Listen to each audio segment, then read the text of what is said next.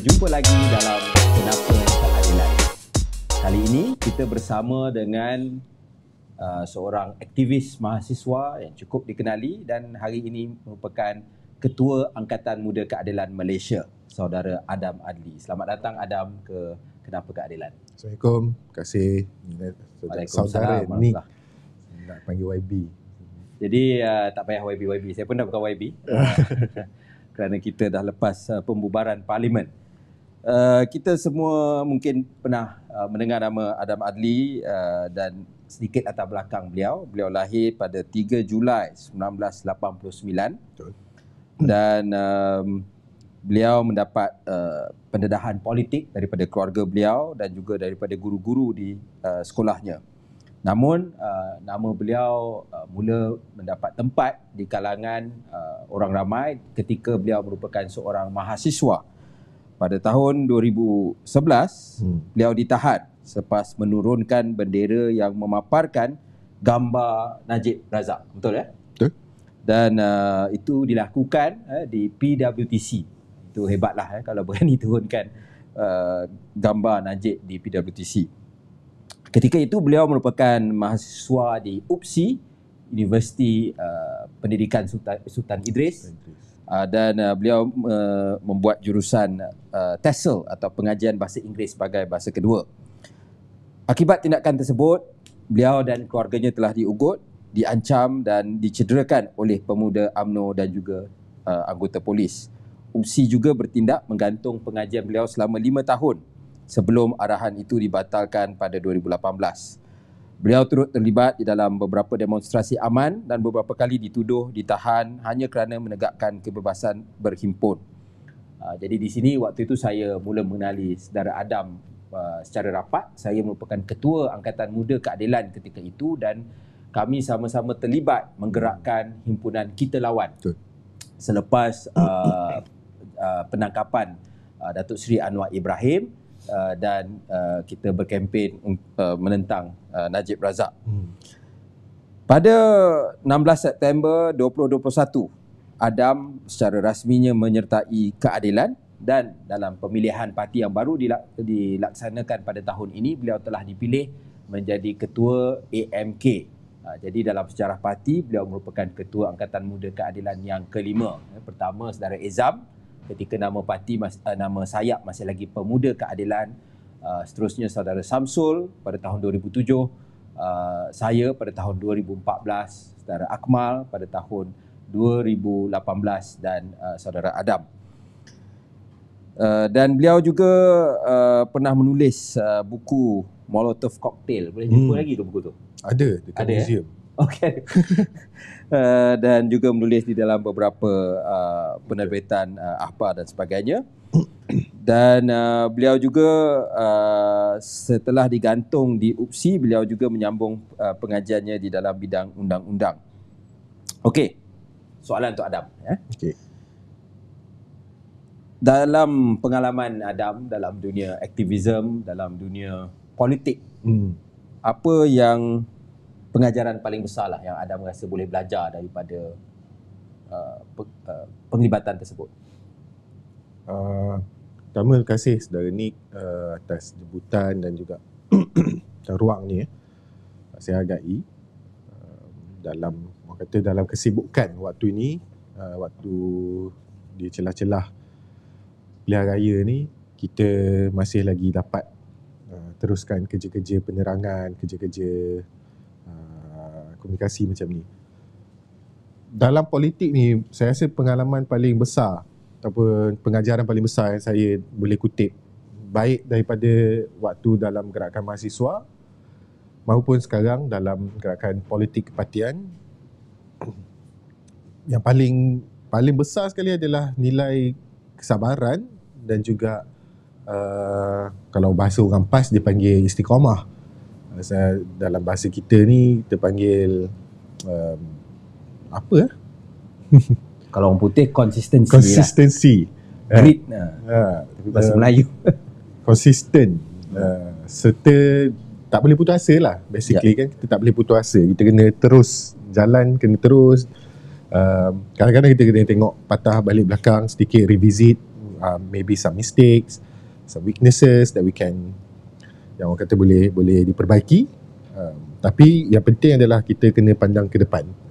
Itu benda yang paling besar. Sebab kalau kita tak buat macam tu, dalam keadaan contohnya tiba-tiba sekarang dalam pada kita tengah cuba untuk usahakan sesuatu, nak capai sesuatu, kita tak capai, kita bertuasa, kita berhenti, sampai bila pun kita tak akan dapat capai. Dan sebenarnya dia hanya akan jadi kumpulan pengalaman, ya? Dia bukannya because for example macam saudara Nick, saya kenal saudara Nick lebih awal daripada saya turunkan bendera Najib. Nick waktu tu adalah pemimpin muda dalam keadilan waktu tu. Saya ingat 2010 macam tu kan kita berkenalan. So bayangkan kalau waktu tu adakah kita jangkakan kita dah sampai tahap ni? Saya rasa kita semua tak jangka pun keadilan boleh capai tahap ni, tahap government waiting, pilihan utama, alternatif utama. Malah pada satu tahap orang pernah ingat keadilan ni akan mati, bungkus 2004, hanya tinggal satu orang saja ahli parlimen. Mana ada parti lain yang dah tinggal seorang dia boleh buat comeback dengan 30 lebih in the next election. So itulah perkara yang saya rasa semua orang kena pegang, iaitu jangan putus asa, jangan berhenti, jangan bila kita tak dapat capai satu tu kita anggap that's it, that's the end of it. No.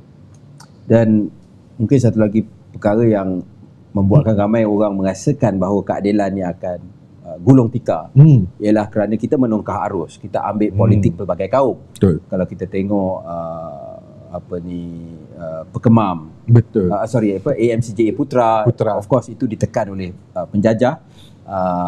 Kemudian kita tengok Parti Negara yang dibuat oleh Dato' On.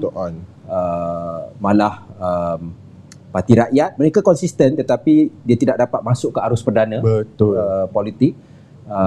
Gerakan tidak berjaya menjadi parti yang betul-betul genuinely multiracial lah.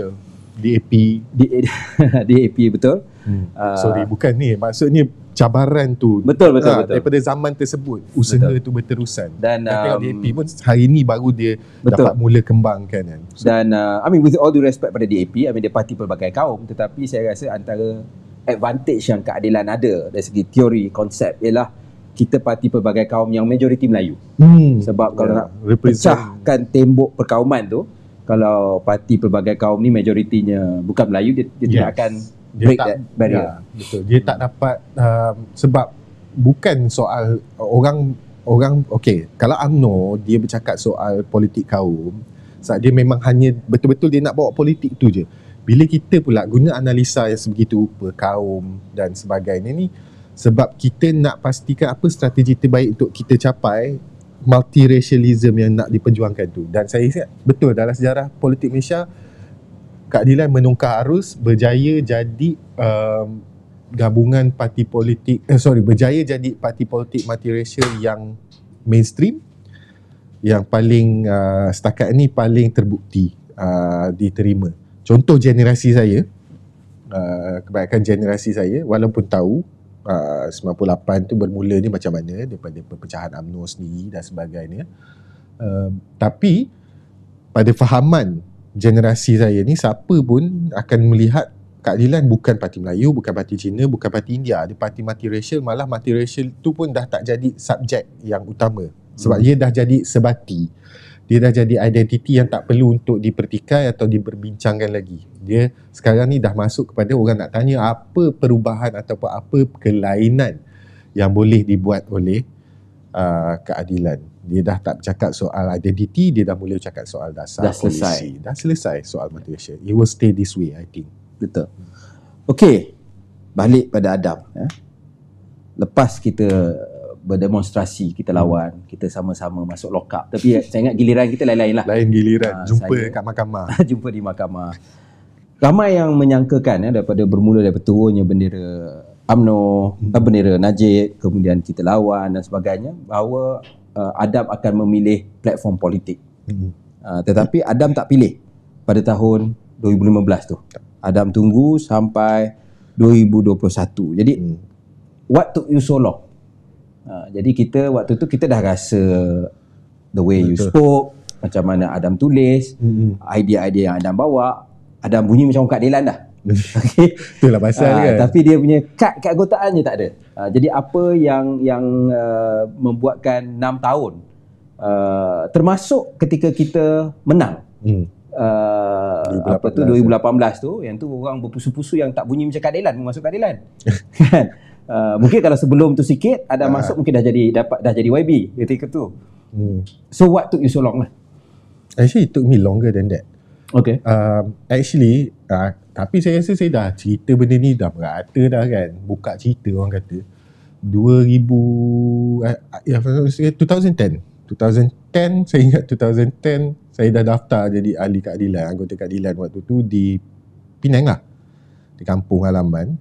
Tak ada kena-mena dengan apa-apa pun waktu tu. Tak ada apa-apa. 2010 pilihan raya dah lepas, pilihan raya yang satu lagi pun tak tahu, bersih 2011.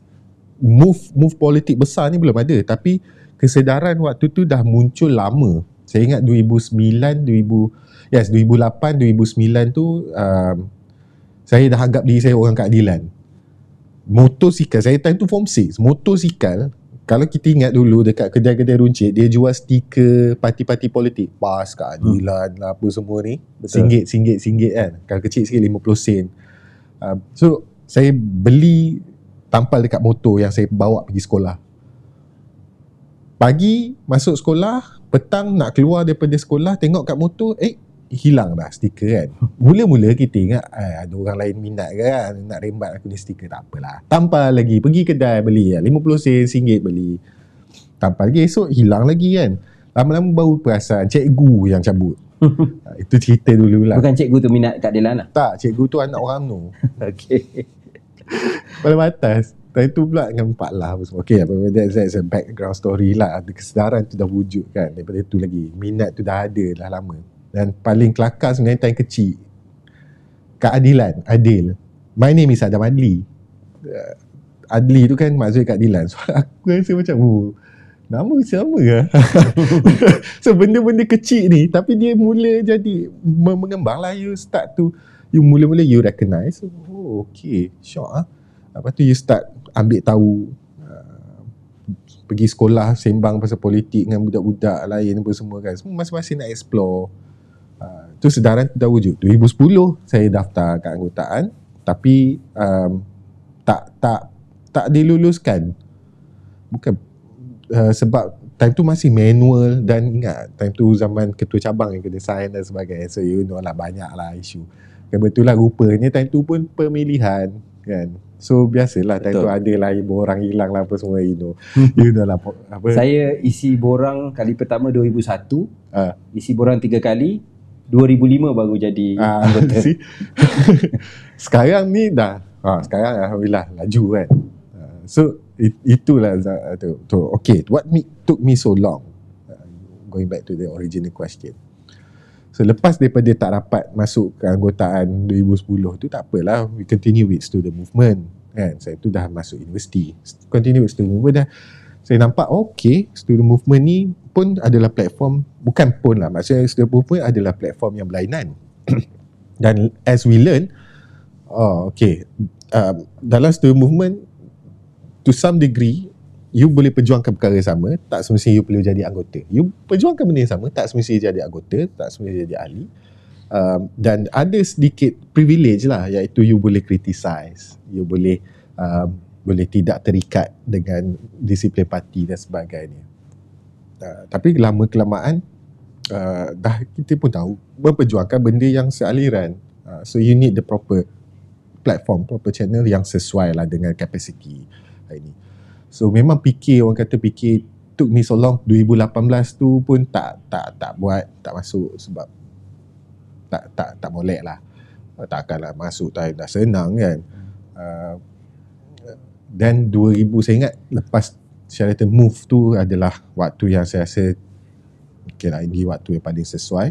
Ini waktu yang mana kalau dah saya cakap ini parti yang saya sokong selama ni, kalau saya masuk dengan kapasiti saya dengan sejarah student movement dan sebagainya ni, dengan NGO dan sebagainya, saya masuk, mungkin ada perkara yang saya boleh contribute dengan directly contribute instead of indirectly contribute sejak daripada zaman student tu. Itu lah, dia tak ada sebab lain sangat.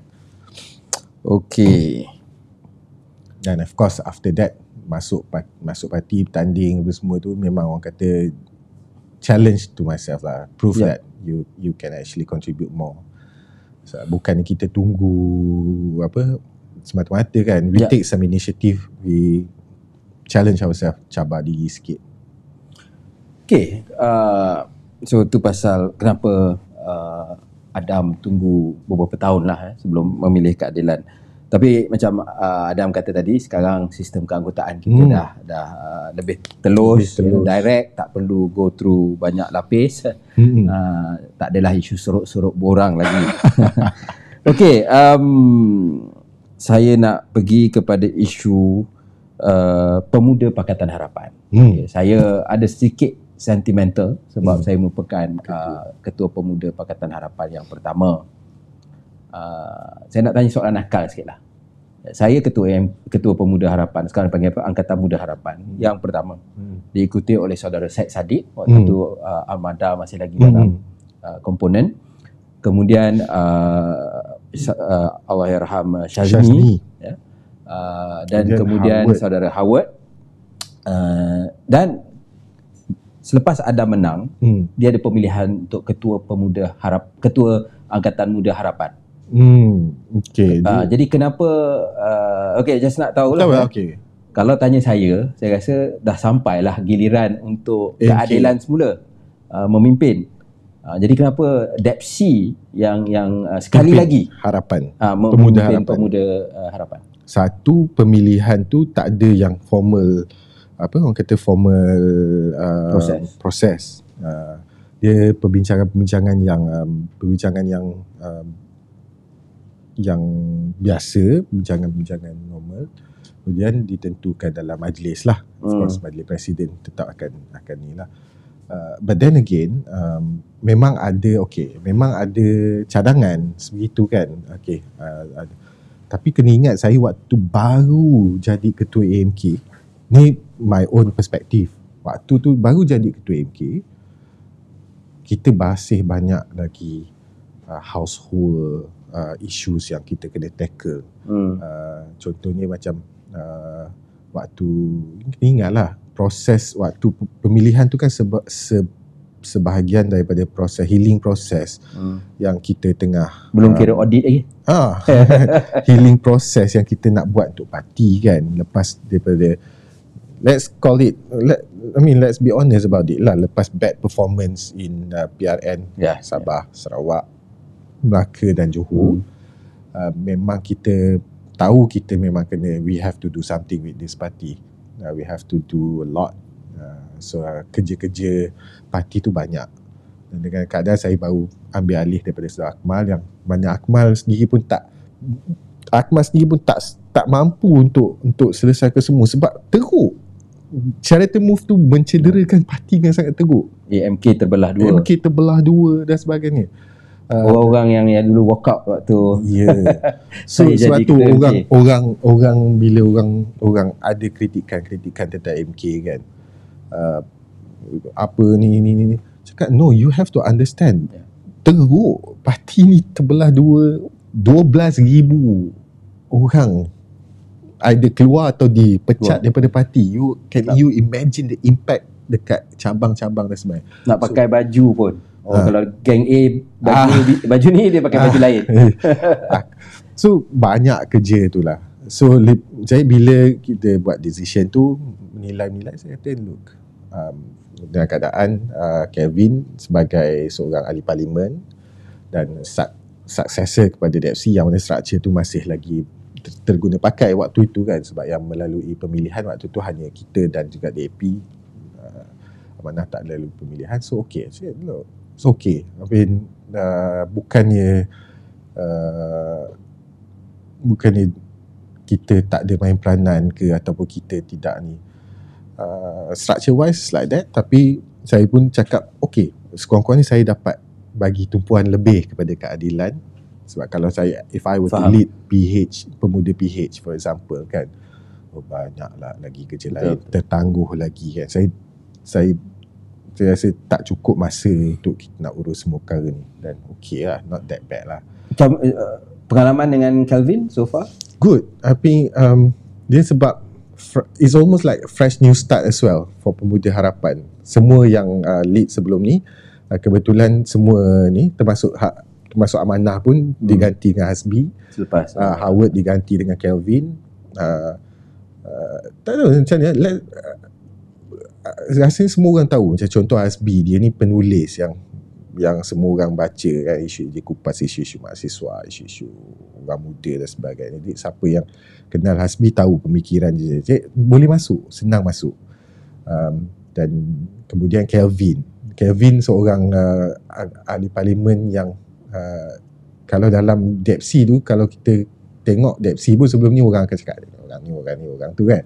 Tapi at least yang ni you guys have, dia ada pembawaan dia sendiri dan dia punya partner siapa, Rara, yang kita rasa ni memang inilah grup-grup yang kita daripada demo ini zaman ni kan. Nick waktu tu saya ingat ketua AMK, paling senior, abang yang senior, and then ada adik-adik kat bawah ni yang saya, Rara, Syukri Razab, semualah, Syazmi Munir, Syekh Omar. Ini generasi ni lah, ni generasi kita waktu tu kan. So it's natural. So semua tu boleh bekerja dengan baik. Itu cukup itu satu perkara yang saya rasa bonus point untuk Pakatan Harapan kali ni. Sebab struktur tu ada, semua nampaknya dapat kerjasama dengan sangat baik menuju dalam pilihan raya. That's what we need right now. Dah rasa tua dah bila duk cerita lama demo ni, kita dah rasa macam tak lama tak demo. Taklah lama, tahun lepas baru demo. Ada lagi ya. Okey. Nick pergi demo baru-baru ni kan. Oh ya. So ada lagi aku yang tak pergi. So kita nak pergi pada topik tu. Okey. Jadi sekarang Datuk Seri Anwar ada umumkan bahawa PH akan ada ataupun bersetujulah di peringkat PH untuk ada kerjasama politik ataupun istilah dia electoral pact dengan Muda semalam ya. Jadi bila isu muda ni dan saya kena isytihar kepentingan, saya terlibat dalam rundingan lah. Dan kita tahu dalam saya juga terus terang dengan saudara Syed Saddiq waktu perbincangan tu, saya kata dalam antara Keadilan, Amanah dan DAP, walaupun tiga-tiga parti ada yang pro, ada yang kontra, tetapi kalau paling keras dia punya kontra tu ialah Keadilan. Lagi-lagi AMK. Jadi mungkin boleh kongsi sikitlah. Saya tahu Adam ada hurai ya, tapi macam saya ni bukan nanti marah orang Keadilan kat saya. Tapi saya kena pakai topi sebagai orang yang interview. Jurunding. Juga jurunding dan sebagainya. Mungkin orang akan argue, dia kata kalau pejuang, warisan, itu kita nampak why dia bermasalah dengan, atau bersatu for that matter. Kita nampak kenapa dia bermasalah dengan PH. Ya. Tapi Muda, multiracial. Dia kuat sekurang-kurangnya di media sosial. Mungkin orang kata di Johor satu sama. Dia menang satu kerusi, kita menang satu kerusi. Okay. So apa masalah Keadilan ni yang berat untuk bekerjasama dengan Muda? Untuk yang tak tahu, Pakatan Harapan dulu 3, sekarang 4 APCO. APCO pun ambil setahun untuk lulus masuk PH. Padahal by right APCO lebih diperlukan sebab kita punya Sabah kan, kekuatan kita di Sabah tu kita masih perlukan banyak lagi, especially yang local leaders ni kan. Dan APCO provide APCO provide kekuatan tersebut kepada Pakatan Harapan dari segi naratif ni lah, at least. Tapi itu pun ambil setahun sebab kita ada pengalaman.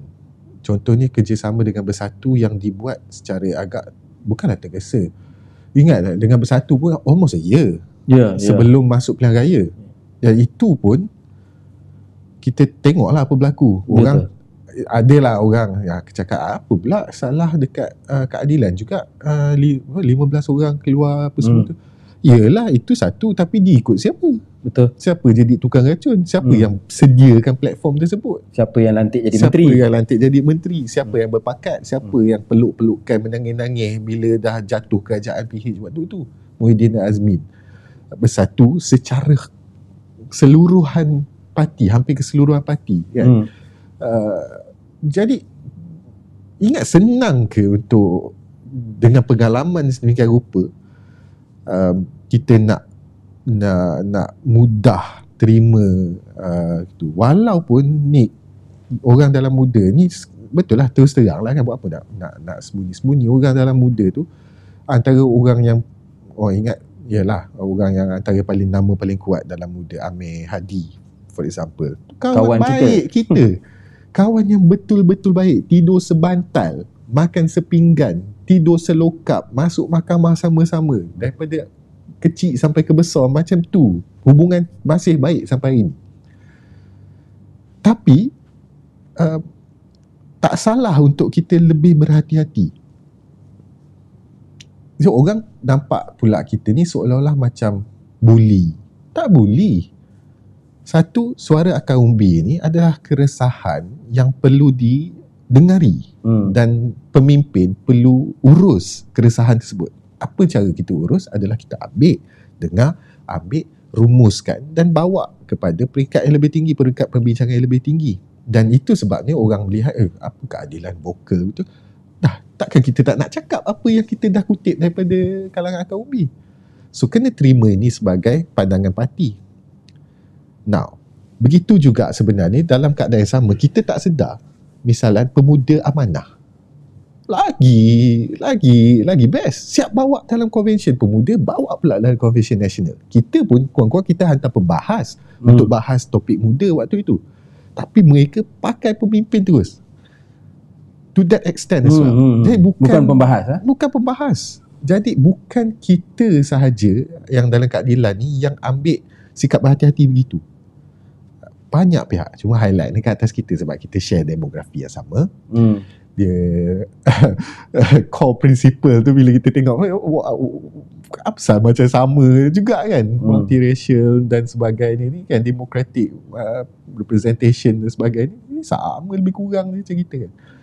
But let's take it as, maksudnya kita inspire satu idealism yang sebenarnya represent the current generation. That's good. So take this as a positive news from all these issues surrounding this matter. Cuma panjang kan kalau sembang pasal muda. Cuma right now kita buat electoral pact. Ini bukan kali pertama kita buat electoral pact dengan muda. Ini kali kedua. Kita dah buat electoral pact di Johor. Result ni tak berapa bagus. Jadi kalau orang lain, sebenarnya ni lah orang kata kalau orang lain dalam keadaan macam ni, dia tobat lah, dia tak akan buat dah, dia tak akan setuju sebarang kerjasama sekalipun. Tapi keadilan sebagai sebuah parti progresif antara core principle progresif adalah tolerant. You remember lah the history of World War pun, it was the battle between tolerant dengan intolerant force kan. So begitulah kalau kita ni. Jadi kita tidak, that's why jangan kadang orang kritik keadilan balik. Yes, kita kritik muda dari segi banyak perkara, latar belakang, sama ada boleh dipercayai dan sebagainya. And I think they have to listen. They have to listen to that. Takkan dia tak nak ambil feedback macam ni. Ini kumpulan besar pengundi ni. Dan kita melalui proses tu sebagai keadilan, sebagai keadilan lah kita. Kita kena macam-macam. So ini proses. So now kita akhirnya kita tak cakap baik disebabkan ini adalah sebuah kata pendekatan pilihan raya yang perlu difikirkan bersama-sama. Dan kita ambil kesimpulan baik. Kita setuju untuk kerjasama politik. PSM yang lebih rapat, kita sangat rapat, keadilan sangat rapat dengan PSM. Malah waktu zaman Pakatan Rakyat tu yang bagi laluan bagi kerusi, dan bukan bagi kerusi lah, maksudnya share platform tu keadilan dengan PSM waktu tu. Bagi bendera. Bagi bendera dan sebagainya. Bukanlah bagi, kongsi lah kan, Kongsi, kawan. Kita jadikan mereka rakan. Dan walaupun kemudian berlaku perselisihan yang agak berat juga, kalau siapa yang melalui zaman tu, yang 2013 semua tu. Now Maksud ni kita tetap bincang. Kita dah ada pengalaman dengan PSM dan kita tahu ada positif ada negatif dia. So macam mana kita nak urus tu? So samalah, muda kita ada pengalaman dengan muda di Johor, dengan Melaka pun sebenarnya ada pengalaman. So apa masalah ni kalau timbul kritikan-kritikan? Bahasa dan pendekatan masing-masing begitulah. Di peringkat AMK ada yang betul-betul keras, yang konsisten keras. Bukan hanya dari kalangan anggota, malah daripada kalangan pimpinan sendiri.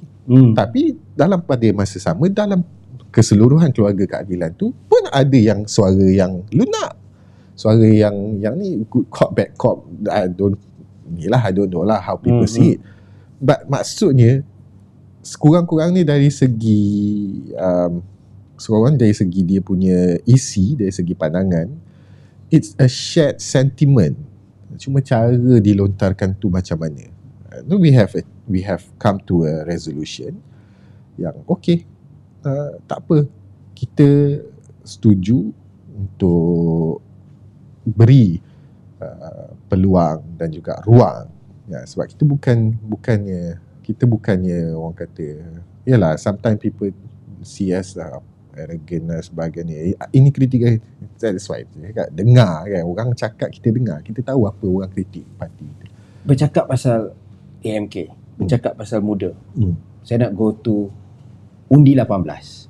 Okay. Ini saya punya perspektif sebagai orang yang sedikit tua lah berbanding dengan Adam, bahawa dinamik pengundi muda ni sangat laju. Dan mana kalau kita dah 30-an tu nak faham 18 ni, dia satu dunia lain. Mungkin tak tahulah, 30-an ni mungkin kita boleh anggap apa, generasi Instagram ke Twitter. Kalau 18 ni TikTok. Kan, contohnya lah. Saya pernah ingat, saya cakap saya takkan jadi YB TikTok. Lepas bulan lepas tu saya pun terpaksa masuk. Kan, sebab the crowd is there. Kan, tak tahu Adam dah buka belum? Dah. Oh dah, akhirnya we said the same thing. Jadi apa strategi AMK khususnya, dan juga mungkin Pakatan Harapan, Angkatan Muda Harapan, untuk memenangi undi 18? Sebab saya rasa ini masih lagi kotak hitam. Betul. Ada yang terlalu optimis. Dia tahu orang muda confirm undi PH. Saya rasa itu depends on where you are juga. Dan mereka punya sifat ni tidak tribal. Tidak ada party loyalty. Betul. Kalau mungkin bayi-bayi tua sikit ni, dan mereka macam saya, kita ingat lagi reformasi. Kemudian generasi Adam ke bawah bersih. Mungkin masyarakat India Hindra. Betul. Hari ini mungkin mereka ingat langkah Sheraton, yang mana depends on how you see it. Dia salahkan A, B, C dan sebagainya. Betul. Jadi apa strategi nak menang undi 18? Yang satu, kita kena bercakap bahasa diorang, tapi bukan yang dibuat-buat. Pernah tengok kan, Bumes ni, trying too hard kan untuk cakap bahasa diorang. So if possible, kalau you memang naturally macam tu, okay, comel lah. Tapi kalau buat-buat ni, aduh, baik apa, be authentic, tapi jadi orang tua, tapi orang boleh dengar lah. Betul. And most importantly, sebenarnya ini kelebihan kalau kita duduk dalam sebuah parti progresif, iaitu selalunya by default we have to adapt to that dynamic. Sebab problem akan masalah isu surrounding this generation will always change. Orang sebelum kita mungkin tak ada masalah yang sama macam kita hadapi. Contoh, saya selalu bagi pendekatan yang paling mudah lah. Sometimes sounds dumb, but apparently betul juga rupanya. Orang zaman sekarang, kalau budak muda lah, umur, bukan setakat umur 18, yang umur saya sendiri pun kadang-kadang dia tanya tanah 1 ekar bersamanya, dia orang pun tak tahu macam mana, sebab we cannot imagine. Betul. We don't have that. Kalau Terus cakap berapa kaki rumah kau? flat, Yes. betul. 1000 square feet boleh bayang. Itu pun sebab dan 1000 square feet aku pernah sewa 800 square feet. So dia tambah sikit lagi. Itulah generasi ni. Kalau So, PPR 6-700 kan. Studio. So itu generasi ni tau. So problem tu sentiasa berubah. So you have to adapt to that. You have to solve that problem. So in a way you dah start cakap bahasa dia orang. Bukan bahasa lenggok atau gaya bahasa tapi problem issue dia orang. Yep. And then tak tahu ni point nombor apa, but and then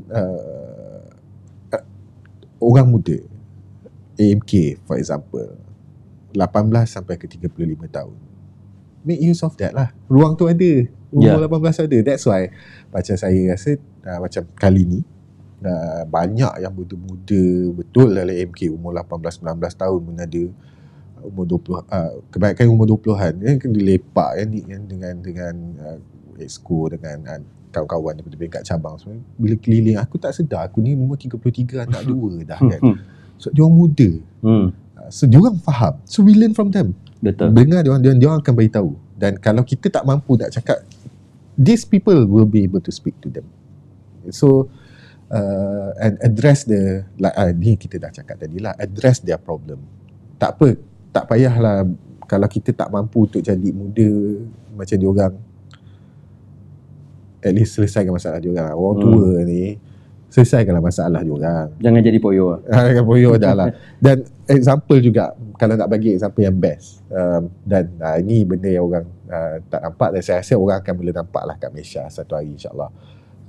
Misalan Nick suka lah dengan anjing aku kan benda ni. Jeremy Corbyn for example. Suka guna contoh yang macam ni kan, mudah. Tapi Jeremy Corbyn dia antara dia hanya satu-satunya ahli parlimen Labour waktu tu. Saya ingat Rafizi pun ada kat UK semua yang terima kita punya motion pembebasan Anwar Ibrahim. Orang lain tak ada nak fight kan. Patut Corbyn lah. That's Corbyn lah. Corbyn lah. I mean, Jeremy Corbyn at the age of now he's 72 if I'm not mistaken. Bernie Sanders 80 plus. Okay, dengan baju dengan dia punya mitten dia kan, comel kan. Dua orang tua ni umur dah lebih daripada umur pencen, tapi dia orang punya pengundi adalah umur 18 tahun. Paling tinggi dalam sejarah calon electoral ni. So orang duk nampak the whole world is changing. Kita ada Aden lah, kita ada di Finland dan sebagainya, orang muda. Yes, but do you realise that dekat atas sana tu, up north and as well as across the Atlantic tu, ada dua orang tua, betul-betul punya tua, tapi pengikutnya semua muda-muda. Sebab dia punya dasar policy, dia punya dia tak poyo, dia tahu dia umur berapa, dia act like one, authentic. Tapi dia tahu sebagai seorang progresif, you have to address the problem of not just today but tomorrow, next generation. So dia kena widen. Opposed to contohnya Trudeau, muda. I mean dia agak progresif tapi bila dia dah overreach dan sebagainya pun orang marah. Kemudian kita juga ada apa nama ni, saya ingat kau dulu David Cameron. Oh yes. David Cameron dulu famous. David Cameron dulu famous for riding bus kan, to work. And memang muda. Muda kan. Tapi at the end of the day dasar-dasar dia tak muda. Inspire. Yes, exactly. Kat Malaysia pun ramai. So okay, sajalah nak kaitkan dengan keadilan balik. Sebab contoh orang akan criticize, dia ada banyak cara nak jawab benda ni. Orang cakap, okay, kita cakap pasal orang muda, peremajaan parti dan sebagainya. Ni suara-suara bawah ni. Betul. Bukan bawah, suara-suara nakal sumbang ni selalulah cakap, you know the problem, change the old man lah apa semua. Cakap, kau sedar tak, that's not the problem. The problem is you compare his age, presiden lah, you compare dia punya umur, you compare lah pemikiran dia. Betul. You pergi masuk kampung ke mana-mana, sorry to say, even dekat setengah kawasan kita punya kawasan sendiri pun, kadang-kadang orang budak-budak di kejiranan tu mungkin tak kenal pun dengan dia punya YB kawasan. Betul. Tapi dia kenal Anwar Ibrahim. So ada pengaruh yang kuat yang Betul. yang ni. So as long as Anwar Ibrahim faham, boleh jawab persoalan-persoalan zaman ini, dan itu pun boleh diambil sebagai salah satu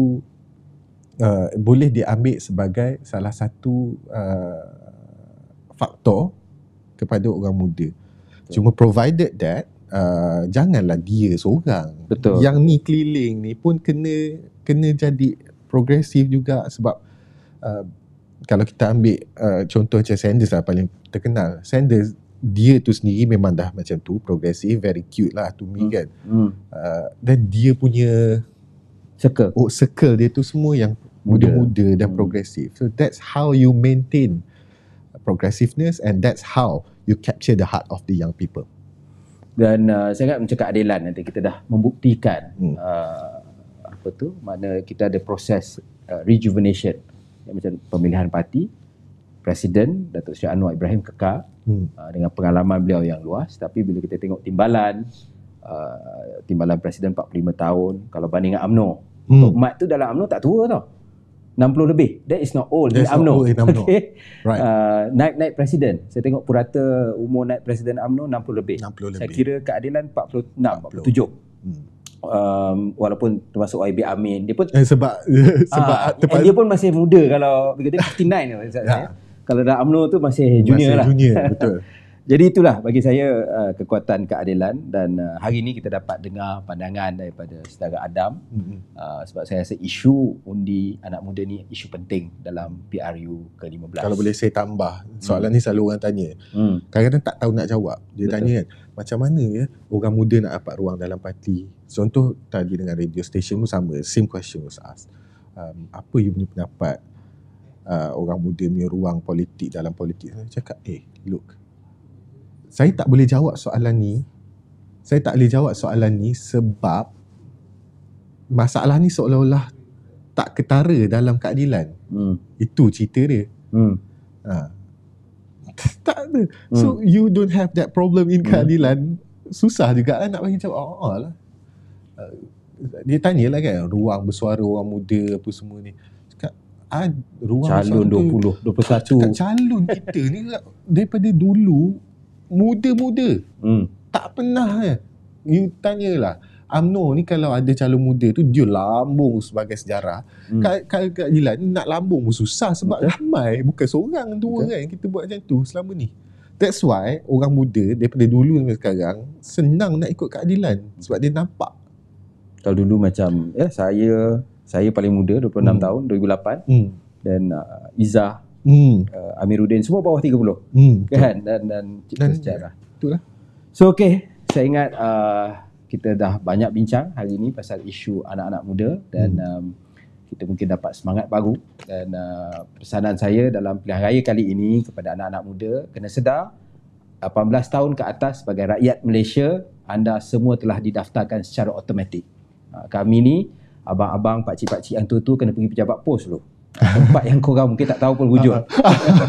Jadi hari ni korang automatik, tak payah buat apa. Cuba cek di laman web SPR, masuk nombor IC, anda akan tahu mana anda mengundi. Gunakan kuasa yang anda ada untuk pilih kepimpinan, bukan yang poyo, tapi kepimpinan yang dapat pastikan masa depan yang lagi baik untuk generasi anak-anak muda Malaysia. Terima kasih, tonton lagi Kenapa Keadilan dalam episod-episod akan datang. Jangan lupa like dan subscribe di channel Nik Nazmi, Nik Ahmad.